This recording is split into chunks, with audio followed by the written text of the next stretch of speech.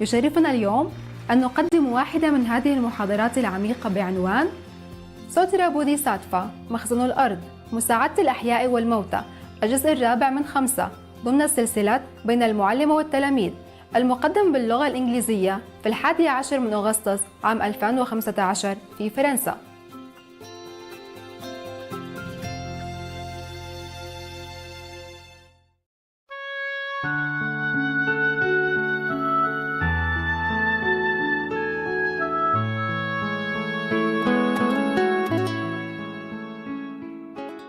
If you don't know what to do with your money, then help the monastery, help some monks that you think are good. I even offer money or things to Thai monks. I know they eat meat, but at least they are the symbol of renunciation, okay? And they probably read some of this sutra to their people in a foreign land where they have forgotten the Buddhism. You understand? Like in Germany or Spain or wherever I know, I always offer substantial sum of money. So I said, this is for the monk to buy some clothes for winter and new shoes if he needs. Just for him. Yeah. Because I don't know if people offer enough money. And then if they they go around asking money for building temple, and if I saw it, yeah, I also offer for temple. I said, this is for temple, but this is for the monk. Because sometimes people just concentrate on the building temple, and the monk is starving and walking with old and broken shoes, have not enough clothes in winter. Understand? The monk is important more than the temple. If the monk is there, even if you under the canvas, this thing that you do, you spend outside? Canvas. Yeah, canvas. Or under a tree, you still can listen to the teaching. But if the temple is so big and the monk is not there, because the monk, he has more time. Even if he eat meat or that, he eat once a day, he rely on offering. So anyway, monks are not always educated in what type of food he can eat in place of meat. That is also the problem. All kind of food you can eat to replace meat. Even cabbage is meat replacement. How you say? Substitute can do, but you have to eat salt with iodine so that you don't grow. If you eat just cabbage, you might grow the something here. Big, not Adam apple, big one. That is a melon. Adam melon. Yeah, like, iodine. Yeah. That stop you grow in this kind of cancer or something on your throat. Your throat become bigger. Understand? Very big. Okay. So if you just don't eat meat and eat cabbage too much, you have to put iodine in your meal anyway. Okay, huh? It helps. And then avocado is good to replace. And all kind of beans, they are all protein laden. Any bean, the lentils, you just eat them fresh or dried and then cook. You don't even need this processed tofu or processed protein. It tastes good, of course, and we like it. And some people just beginning vegetarian, they like the chicken shape, vegan chicken shape, vegan fish and all that. But it's just a luxury. We don't even need that to live. Beans, tomatoes, lentils, rice, everything is good for you. So the monks should also learn how to survive himself without worrying about lack of protein. Yeah, they can ask them to cook, protein-rich diet or with tofu or with beans like that, or offer them vitamin, a supplement. Then they don't have to eat meat. But not every monk are educated in that because they just rely on baking, so nobody think about that. Even if the monk was eating meat like Thai monk or Burman and all that, but I still offer him. It's for him, for his comfort, for his ideal of sacrifice, of become a monk. Okay? Yeah. And then if he recite a sutra or two, and the people will listen it and benefit. So even if he recite, but the Buddha's word and all the 10 directions will bless him, bless the listener. So even meat eating monk, I offer too. I don't discriminate, okay? I don't just give it to Hindu monk, vegetarian monk. I give whenever I see, whatever, whoever needs. Do you understand now why? Yes. Of course, being a vegetarian monk is even better for him too, and a good example for other people. But I don't discriminate like that. I myself offer, even to church, you know. Church priests, they don't eat vegetarian. Now and then, you know, in some Lent or some Friday or something like that. But I do offer, okay? Because of all this, yeah? Because he can remind people, he can tell people the name of the Buddha. Who knows, that dying person may be saved from hell because that person come and say the name of the Buddha for him, pray for him. So it's okay, yeah? At one time I asked one of the Tibetan Buddhist high monk, I say, Master, I was a lay person, still housewife. But I come different temple, even Buddhist temple, Tibetan temple. I know they eat meat, but I still make offering to the temple and to the monk. At that time, not that much, because I didn't earn much. But then I said, Master, Buddhism is supposed to be compassionate.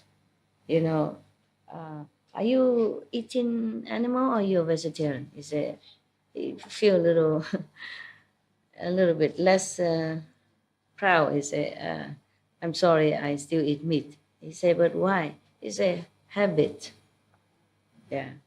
He's honest, you know, but doesn't feel very proud of himself. But he says, yeah, I'm sorry, I should, but habit. Yeah. It's true like that.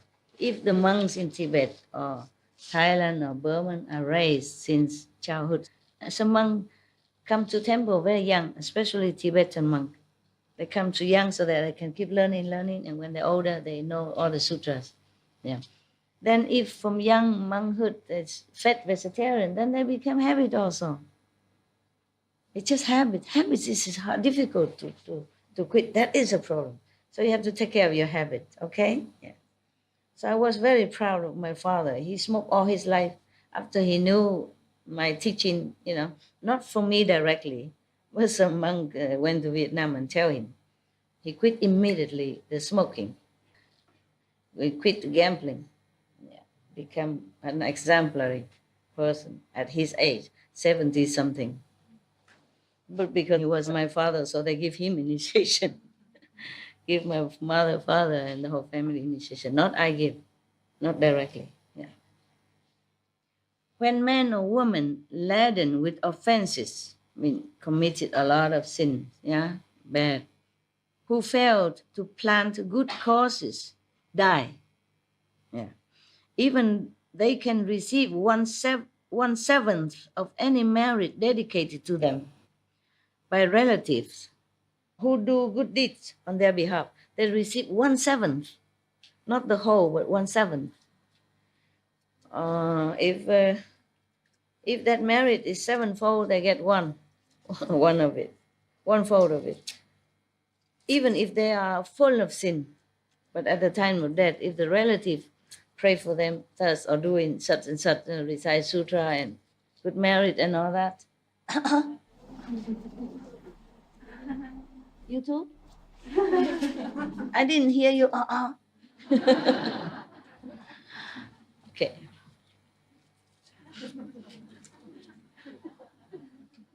You crying? Are you crying? No. Just tired. Your eyes are tired. Okay. You can close them. You don't have to always look at me if your eyes are tired. My eyes also tired because of all this. Oh, lucky they put it up now. Thank you. Somebody is considerate. Put it up, but the silver still it's less, you know. No wonder these days my eyes are less tearing. Remember? Yes. Yesterday also did not. Today not. I was wondering why. Very good. Thank you for your love. To wake me up. This mint. Don't eat too much of that. It gives you diarrhea, okay? Yeah, it happened to me too. It says so. Then I want to wake up a little, huh? Don't swallow, huh? Not because master blessing, eat everything, no. Spit it out later. Spit out the plastic, the gum.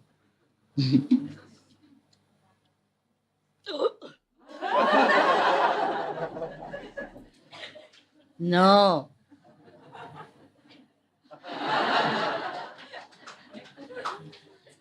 Just joking.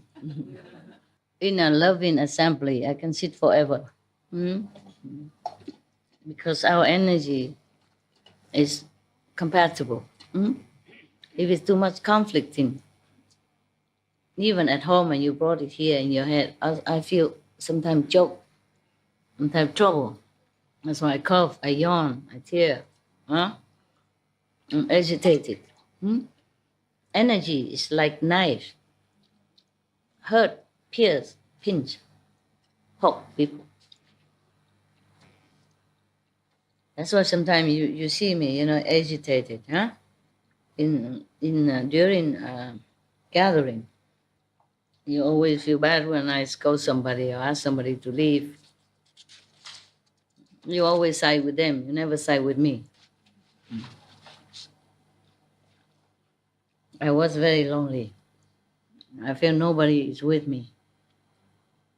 Nobody really on my side. Because I'm the master, so everybody, protect each other. And nobody feel like protecting me or understand me at least. I feel very lonely. Often. But I have to do my job. It's like you are being parents. You don't always give your children sweets. That's not good for them. Not good for teeth. You ask them to eat the broccoli, even though they don't like it. You ask them to eat the carrots, even though they don't like it. You force them to go to sleep on time because it's good for them. But they always, no, I don't want sleep. If you are parents, you should understand my position. And if your children don't do what they're supposed to do, don't do the homework or don't behave well, then of course you reprimand them. And if they still don't do it, you have to measure some, reward accordingly, like grounding 1 week, no television 1 day, no pocket money 1 week, thing like that, Not because you're cruel, but because other ways did not work. And you want to bring up your children right. You want them to be a good person. It will be good for them and good for the society. Nobody likes bad children out there, even. And also, if he's bad, he make a bad example for his peers and, for his younger siblings as well. Everything affects each other, huh? But here you don't see the bad energy from people. Sometimes you feel it, but you don't see very well. Therefore, you criticize me sometimes. That's very unfair. How can you be unfair? You must let me do my job, okay? If you don't see anything, the invisible thing, what I do, then at least don't criticize. Bad for you, huh? I don't really care, just bad for you. Wow, 1/7. But you have to dedicate, that merit to them. Then they receive as much as they can, you see? And the rest is always on you, the good doer. Not only for the dead, but you benefit first, more than the dead. So the more you do, the better for the dead, okay? Because if they receive only 1/7, and you do more, then another 1/7, and you do more, and another 1/7, yeah? Then this person is singing on the way to heaven, no? The other 6/7 of the merit will return to the living relatives who did the good deeds. Told you, Master knows everything. It follows that men and women of the present and future who cultivate while they are strong and healthy will receive all portions of the benefit derived. Wow. If you're dying, suppose. And before you die, you have done many good deeds as well. Yeah, like a good practitioner, keep the precept, do charity. Do charity doesn't mean you have to give all your property. I don't mean that. You give what you can, or what you think, to the needy, or spread the teaching, good teaching. Yeah, like you make videotape or something and you give to somebody. You copy a book and give it to somebody. Yeah, that is also charity. Yeah, or if you don't have money at all, then you give time. Yeah? Okay, somebody organize charity, you come and help, sweeping the floor, packing the present. Yeah. Or even if you don't have time to do that, you give your heart, your support. Oh, that's a wonderful thing. Oh, wonderful. In your heart, you feel happy that somebody do that and you express that. Okay? You make the people who do it feel okay, feel good also. Then is also merit. That's also charity. Kind words to them, supportive, encouraging. This is all kind words. Okay. So when you die as a good person like that, and your relatives still, just in case you didn't, or through love, do all these good deeds and on your behalf, then you receive all the merit. Yeah, understand? All the merit. And of course, your relative also benefit the same way. Yeah.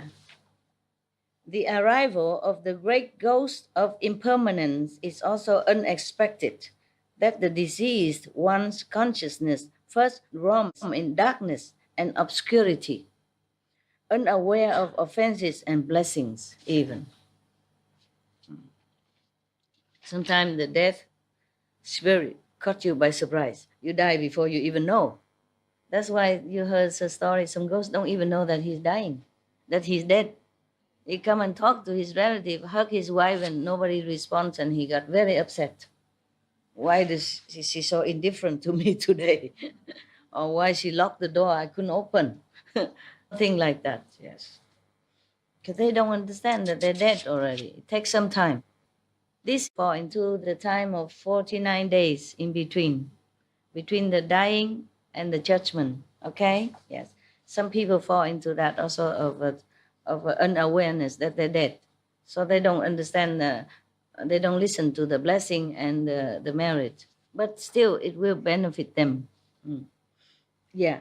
For 49 days, they are as if deluded or deaf, or as if in courts where their karmic retributions are being decided. At the judgment court. Okay. Once judgment is fixed, rebirths are undergone according to their karma.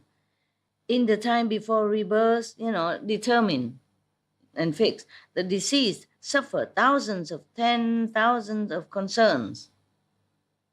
How much more is that the case for those who are to fall into the bad destinies? During that time, before he's judged to go where and where, he's already very worried. For he's lost. He doesn't know, some don't know they're dead, why relatives treat him so coldly, don't listen to him, don't talk to him, don't hear him.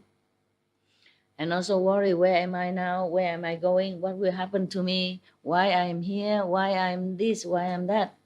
Why I have lost all ability to control things around me. I can't open door. I can't talk to anyone. Nobody care about me anymore. I'm lost, you see? So he's very sorrowful and worry a lot. Not to talk about when they already know their destiny is going to be this and that, animals are going to that and this hell. So 49th day is the time that we could decide his fate for him or her fate for her. We have to pray, make offering, take his possession out. If can, then sell all his possession and give it to the poor people, the church, the temple, to good charity cause. But of course, if he has children and all that, must leave some for them to survive. Just take whatever can, Then he will be liberated. Throughout 49 days, those whose lives have ended and who have not yet been reborn will be hoping every moment that their immediate relatives will earn blessings powerful enough to rescue them. That's why sometimes they come back in your dream or they appear shortly before you but they can't speak too much sometimes. Yeah, they can't talk, they just look sad, and then you know they need your help. And immediately. Because you don't know at that time how many more times left for them until their fate is decided.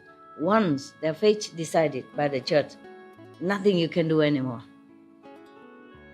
No more time. But 49 days before that, a lot of time. You can do many things for him. You can recite a lot of sutras.